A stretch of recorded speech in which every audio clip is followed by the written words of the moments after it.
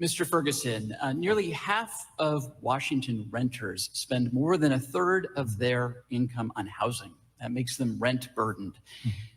Majority Democrats in the legislature this year considered but did not pass a bill capping rent increases at 7% annually. As governor, would you support a cap on rent hikes? And what other steps would you take to address the high cost of housing in Washington? So the high cost of housing, is one of the most critical crises we're facing as a state. So multiple things. Number one, I mentioned earlier, we need more inventory. I put right in my voters pamphlet statement for my vision for the state, constructing 200,000 units of new housing of all kinds in my first term as governor.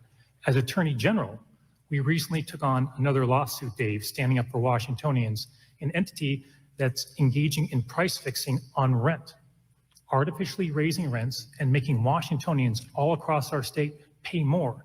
That violates the law and harms Washingtonians and goes exactly what Austin is getting at, higher rents. That's unacceptable.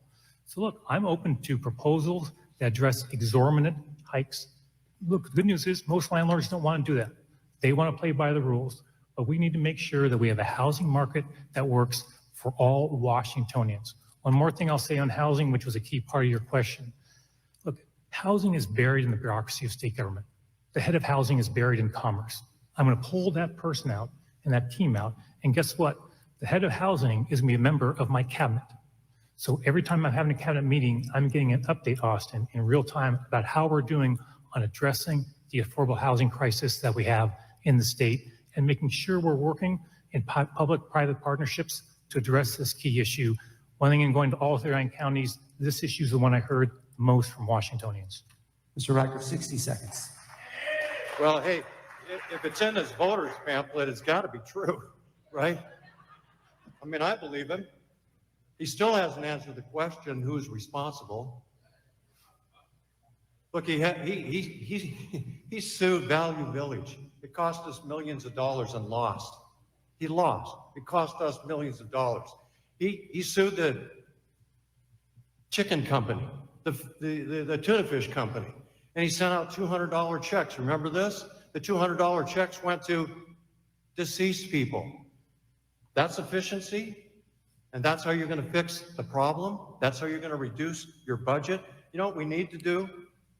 We need to make it easier for renters, for landlords to evict people who aren't paying the rent. We need to change the squatter laws. People need to, they shouldn't be allowed to move into someone's house and just squat there. We need to change those laws. We need change and streamline the permitting system. That is time. Mr. Ferguson, 30-second rebuttal. Sure, I'll just take my 30 seconds. You mentioned Value Village. It's true, we lost that case. It's literally, Dave, the one case we brought on behalf of Washingtonians that we lost. We've won 700 or 800.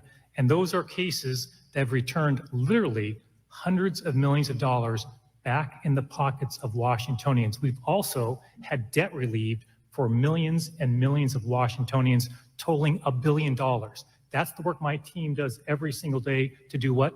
To stand up for everyday Washingtonians.